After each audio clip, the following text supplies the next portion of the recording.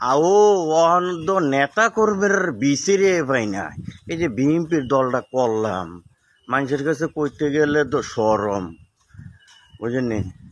তো বিভিন্ন ধরনের বিভিন্ন মানুষও কইতে আছে, কয় এখন তো বর্তমানে তোমরা দল ক্ষমতা, তো চাই বালটা ছিঁড়তারুনি।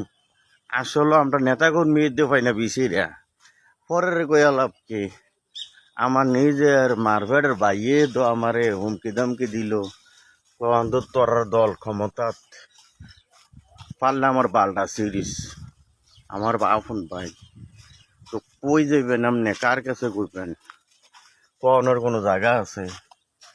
এই যে নেতা কর্মীরা রাজ্য 6-7 মাস হয়েছে, 8 মাস মনে হয় চলতে আছে, সরকার গঠন করছে।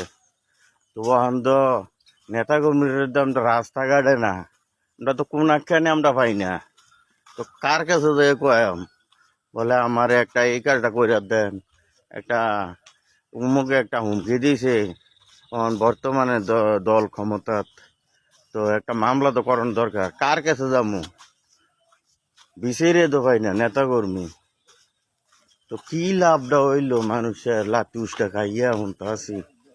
তো ভালো থাকবেন, ওকে, আসসালামু আলাইকুম।